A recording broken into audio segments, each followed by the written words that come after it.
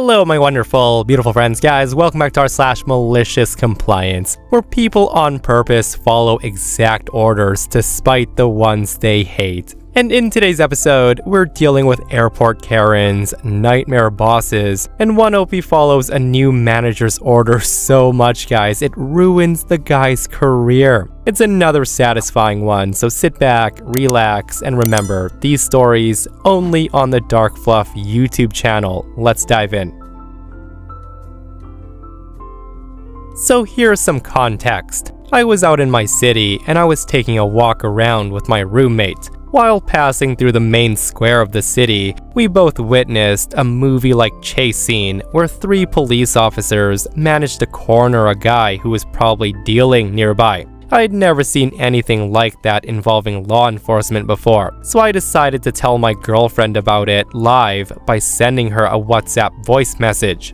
So I raised my phone to record the voice message, but then something happened. On the other side of the street, exactly where they cornered the guy, a young policeman noticed I had my phone in hand and he shouts at me saying, "Hey, what are you doing?" I just froze, confused. I didn't process it. I just stood there looking at him, thinking he couldn't possibly be talking to me. After 3 seconds, I saw him running towards me, still shouting, "What are you doing?" I got seriously scared, so I stretched my arms out towards him without touching him, and I went, "Whoa, whoa, whoa, calm down." From that moment on, the conversation went more or less like this. The officer says, "What are you doing? Did you film a video?"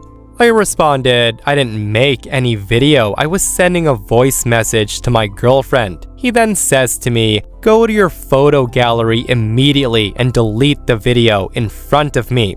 At that moment, I got embarrassed. And why would I get embarrassed, you may ask? Well, I remembered perfectly well that the last few photos I had taken was photos of my downstairs that I sent to my girlfriend. I again try to tell the officer, "Look, I'm not joking, I wasn't taking a photo at all. Listen, the last photo is a photo of my D." He then says, "I don't care, show me. Delete that video immediately." Now, for him, in my photo gallery, there was that video, except that video didn't exist. So I humored him. I opened up my photo gallery and I showed him the latest media. And you guessed it, nothing but pictures of me. He saw it and he stood there for about 2 or 3 seconds, maybe to process what he was seeing. He then closed his eyes and he looked away from the phone and he says to me, "Get out of here." So we left and I was crying with laughter. My roommate was too. All in all, it was a pretty great evening. Yeah, talk about a request backfiring so hard, guys. No pun intended for you naughties. And for those who might be curious, OP does say they're not in the US, and where they live, cops apparently do this a lot. And with that, one can only imagine what they see in people's photo albums. And this person shares a similar experience. They say, "My coworker and absolute hero maliciously complied at security on one of our subcontractor jobs. The customer was a manufacturer for high-end electronic components. Security was tight, as a small 4 by 6-inch box could contain $250,000 worth of microchips. Our team was installing equipment in their facility for a week. A security checkpoint had to be passed every trip in or out of the building. So that said, this one Mr. Security Guard, Chad maybe, decided my coworker, Steve, was probably way more suspicious than the 4 other techs. So every trip in or out, not only was Steve made to dump his entire contents of his backpack on the table and go through it, Chad requested Steve to show him the last 5 pictures taken on his phone to prove he wasn't stealing secrets. And that's all fine, except that Chad lets everyone else through without any sort of inspection. Steve's trying to stay positive, but obviously this is eating away at him.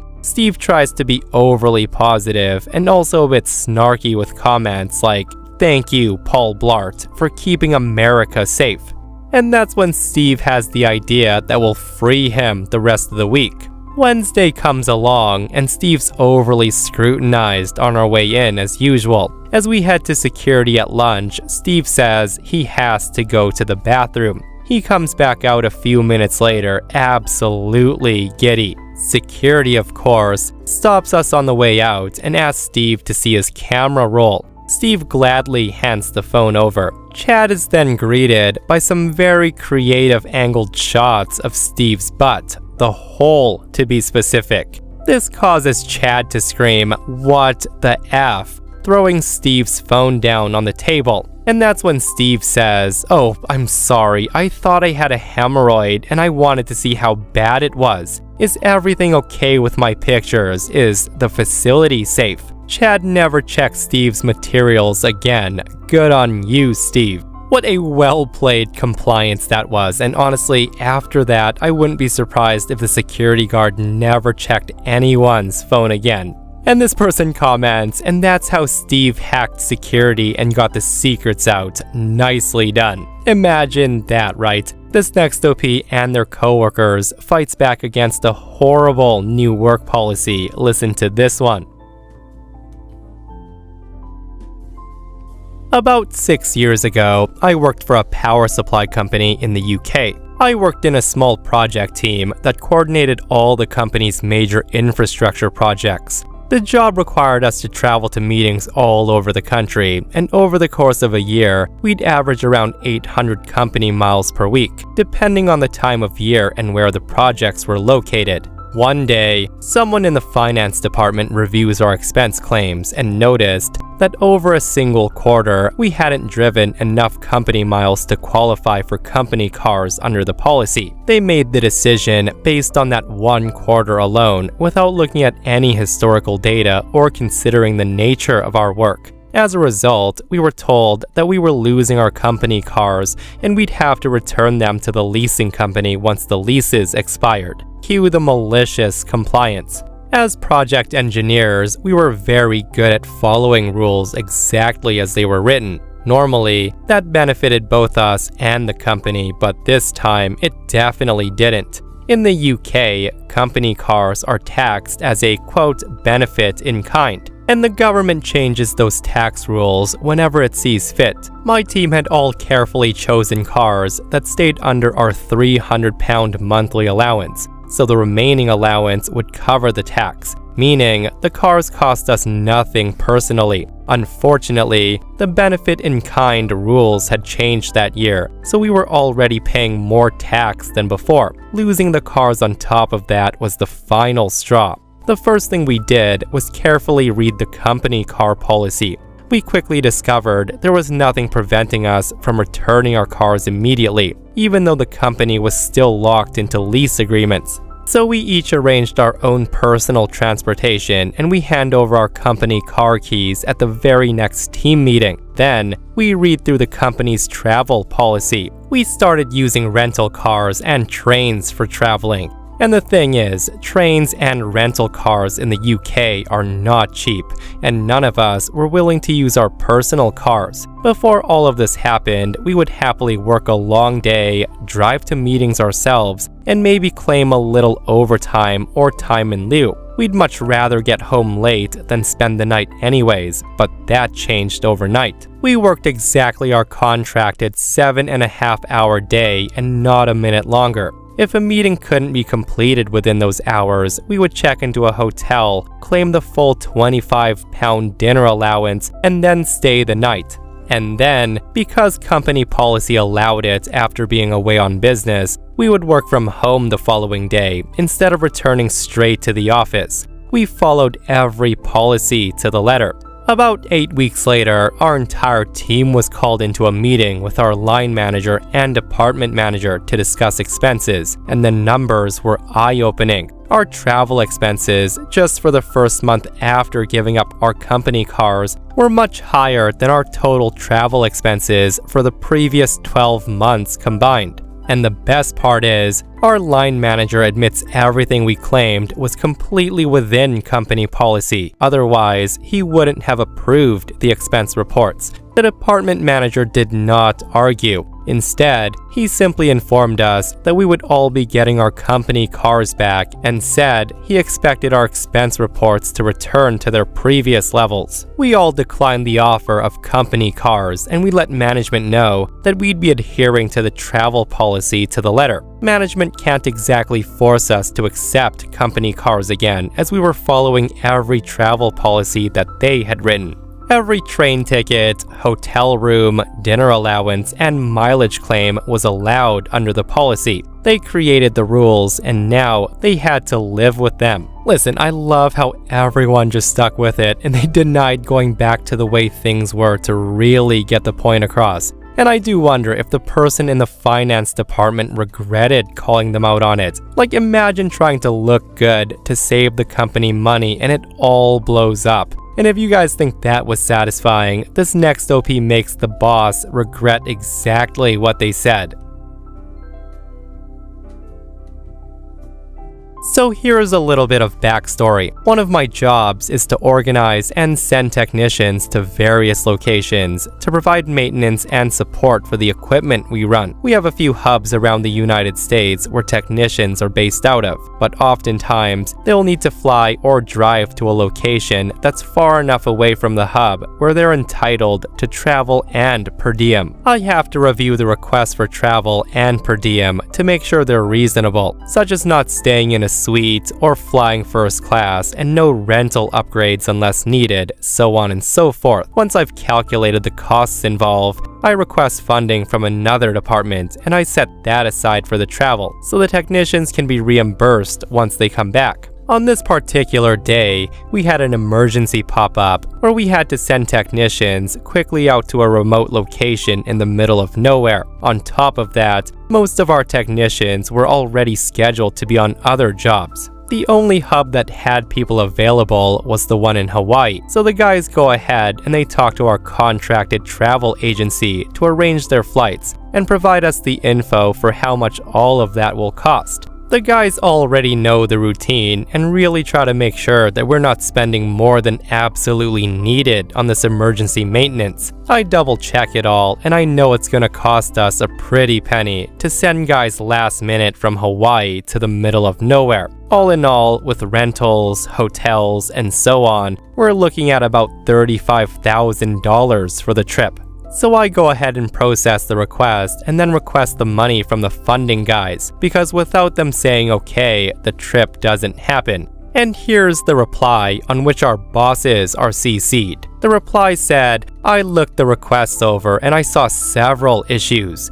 First of all, are the technicians sharing hotel rooms? As per company policy, these personnel are to share rooms. Secondly, do we really need 3 rental cars? Why not get 1 compact and a minivan for transportation? Lastly, the other expenses are way overinflated. I understand there will be fuel costs, and depending on the airport they fly into, there could be a bridge toll, but the amount requested is absurd. Please correct these issues and resubmit. Funds are limited and we can't afford frivolous spending. I respond, okay, understood. We will go back to reschedule the flights and consolidate hotel rooms and vehicles. This process takes a few more hours while the guys talk to the travel agency and rebook the last-minute flights. Everybody knows that flight and hotel prices skyrocket as you get closer to the dates. We cancel the 3 compact vehicles for the people arriving at separate times at an international airport that's further away from the location, as the closer regional airport is now out of available flights. We have them all wait at the airport for hours until everyone arrives, to reserve 2 large SUVs to carry people and several bags of luggage and tools. This results in higher vehicle and fuel costs. We also rebook hotels so technicians can share double occupancy rooms, but the reduction in hotel costs doesn't even begin to cover the other rebookings. We lay out in writing all the cost-cutting measures and efforts to save money as requested in the email from the funding department. All in all, the total is now $42,000. I sent the email reply to the funding department and I got a begrudging response authorizing the $42,000. I used to work at a regional airline. The jet we used for our flight to the big city had 6 business class seats. The business class service was really good for a 2-hour flight. It included a full bar service, a hot meal, warmed bread basket, followed by a trolley with dessert and signature coffee. The good old days. That all said, one of our regular travelers was a local business owner who was just a slimy businessman. The guy had a reputation for making a lot of money from some petty, shady deals over the years. We would roll our eyes when we saw him coming to the check-in counter because the guy would always name drop and ask for special treatment. He always used the business class check-in line, even though he was usually in economy. He didn't have frequent flyer status, but he was buddies with one of the airline executives, and he always let us know this fact when he checked in by making sure to tell us that he was good friends with Vice President Karen. The guy would always ask for free upgrades, extra baggage, not charging a change fee, last-minute discounts, all that stuff. If he didn't get what he wanted, he immediately called VP Karen, who would usually then call us and approve whatever he wanted. So one day, this guy checks in for his flight to the big city, and of course, he name drops and then asks for a free business upgrade because I'm friends with VP Karen, and they said it would be okay. He was traveling on a discounted ticket that wasn't even eligible for upgrade, even if he did have an upgrade coupon, which he didn't. So I informed him that he wasn't eligible for any upgrade on this ticket, and I gave him his boarding pass and sent him on his way. Of course, the guy flips open his cell phone and immediately calls VP Karen. Within 2 minutes, the phone at the check-in desk rings, and it's VP Karen authorizing me to override the policy and upgrade this guy to business class with no upgrade coupon required, if there is room. The flight that day wasn't that busy, and only one person booked in business class, leaving 5 open seats. I was really irritated, but I begrudgingly put the slimy businessman on the upgrade list anyways. He returns to the check-in counter and he picks up his standby boarding card, and he gives me a smug "I told you so" look. But then, what Vice President Karen said clicked with me. The phrase, "if there's room." The next passenger I checked in was a super nice lady. Big smile, friendly, please and thank yous. "Oh, thank you so much for checking my bags to my connecting flight. That's so nice of you." Just overall really pleasant to deal with. I was taking my time and we were chatting a bit since it wasn't that busy. She was a teacher going on a trip to see her family, and it was her first visit with them in over a year, and she was gonna meet her little nephew for the first time. She was overjoyed to just have the time off to travel.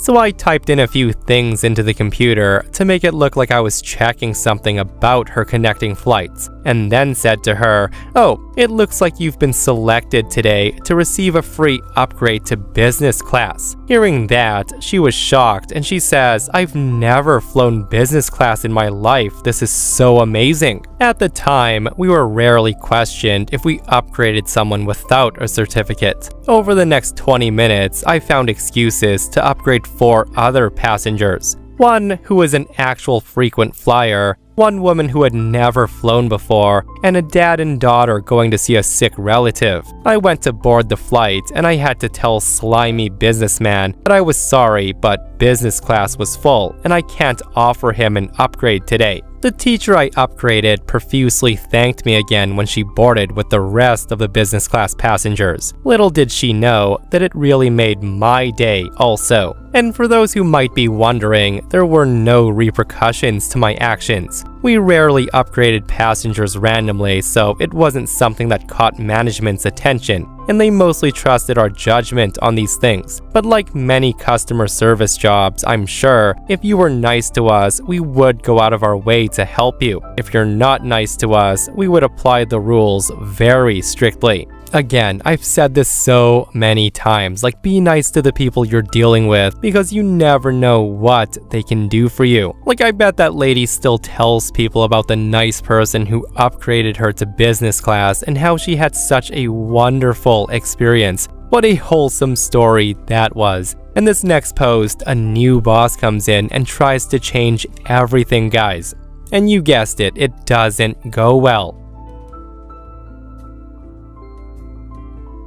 A few years ago, I worked in graphic design for a large printing company. I was salaried, but 1 week every month, I was part of an on-call rotation. The system had been in place since the 1980s and worked perfectly. Every employee on the rotation received a flat $200 each month for simply being available. If we were actually called out, we clocked in and we were paid roughly 130% of our normal hourly rate until the job was finished. Nobody had ever complained about it, and then we get a new finance manager. The guy was fresh out of university in his early 20s, and he proudly announced that he'd joined the company's graduate leadership program. Within the first few minutes of introducing himself, he'd already talked about reducing costs, increasing efficiency, and cutting unnecessary spending. He never once mentioned the work we actually did. We'll call him Mr. Idiot. At first, we gave him the benefit of the doubt. Every new manager wants to make a good first impression, but unfortunately, Mr. Idiot's idea of making an impression was inserting himself into everything. Within 2 weeks, the guy insisted every expense claim come directly across his desk. That led to conversations like, why does it cost $60 in fuel to drive 100 miles?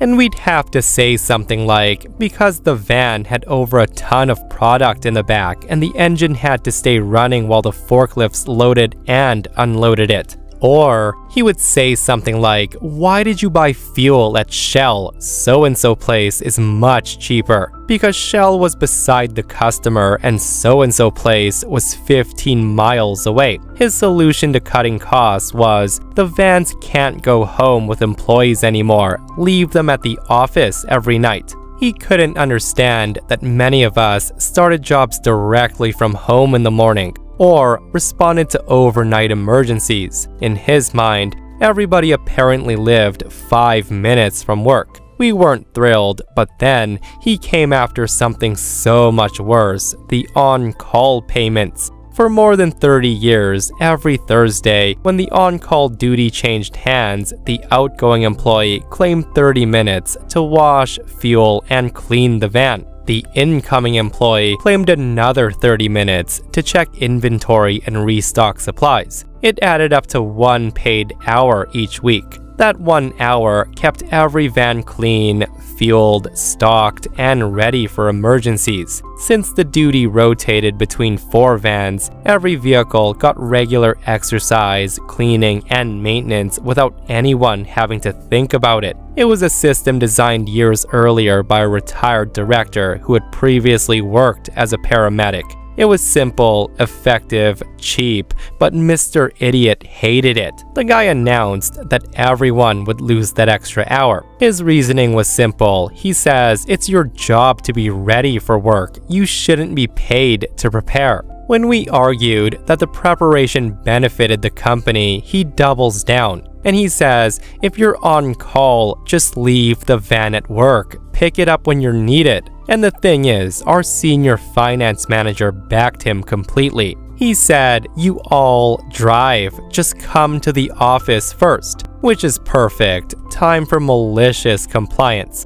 From that day forward, nobody took a van home. If we got called at 2 in the morning, we drove our own cars to the office first. We collected the van, drove to the customer, finished the job, and returned the van to the office, and then drove our own cars back home. And the funny part is the company reimbursed us for using our personal vehicles outside normal working hours, which amounted to 40 cents per mile. If we used the company van, there was no mileage reimbursement. So by forcing us to collect the vans from the office every single time, Mr. Idiot had accidentally created a situation where every single call-out included 2 extra personal car journeys that the company now had to pay for. One colleague lived nearly 60 miles from the office. During one particularly busy week, he was called out 9 separate times. By the end of that week, he earned almost twice what he normally would have, thanks to the mileage payments alone. And suddenly, Mr. Idiot wasn't our enemy anymore. The guy was giving us raises, basically. The extra driving was annoyed, but getting paid hundreds of extra dollars every month made it surprisingly easy to follow the rules. Eventually, he of course notices something strange.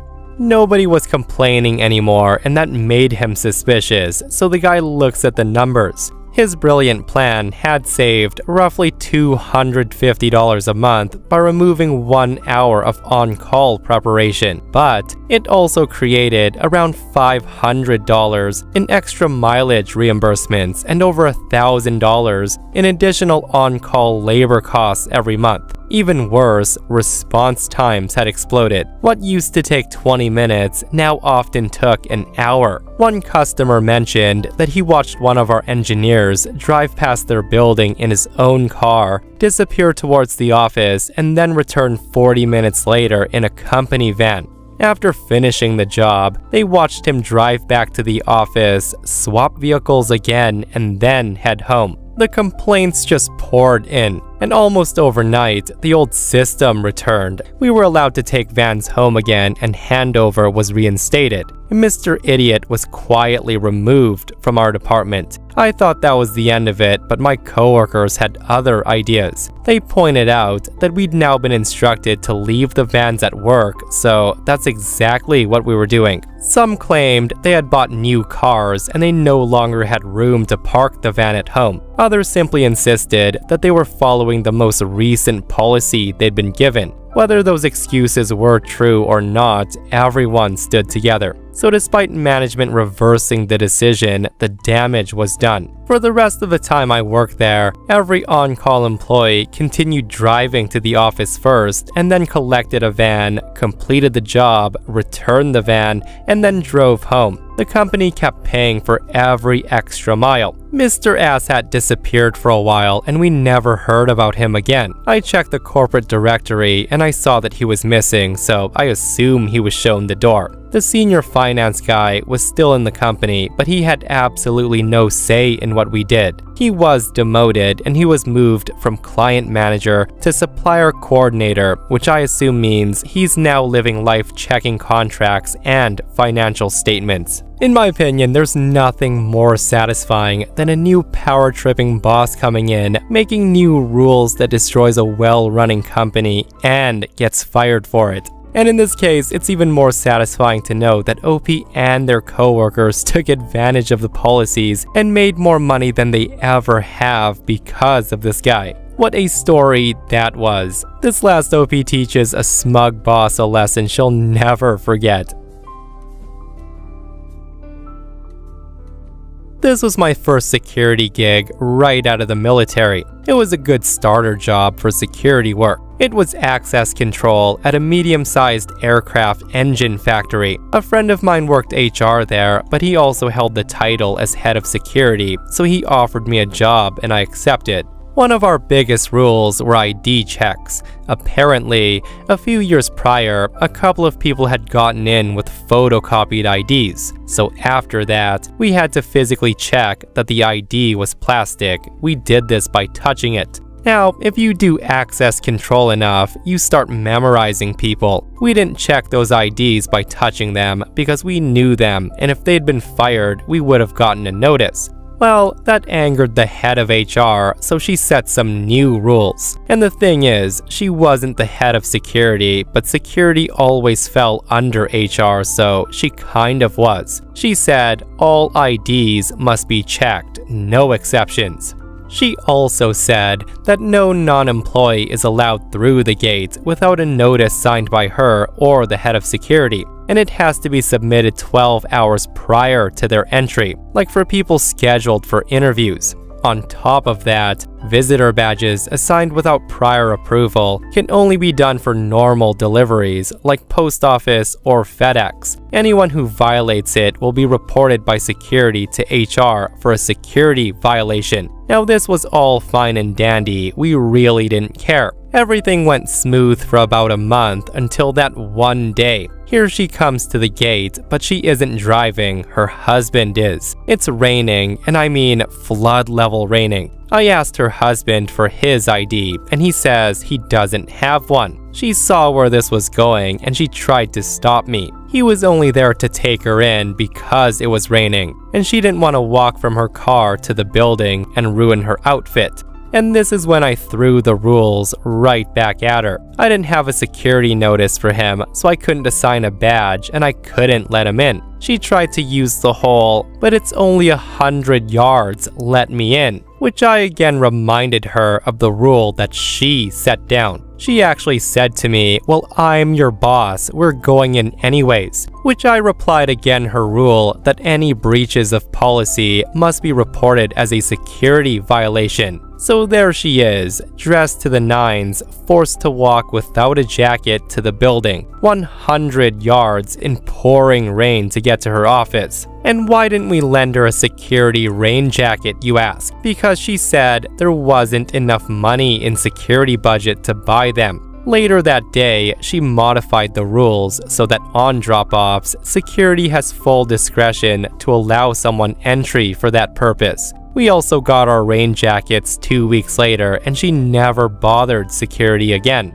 And with that story brings us to another end of our /malicious compliance, guys. I hope you enjoyed today's stories. If you did, hit that thumbs up, and if you're not subscribed, consider subscribing so you don't miss these crazy stories. And if you missed the last episode on the channel, it's an r/entitled people episode where Karens think they own the airport and it doesn't go well for them. Guys, go check it out if you haven't, and myself and Stevie Boy will see you guys in the next one. We love you.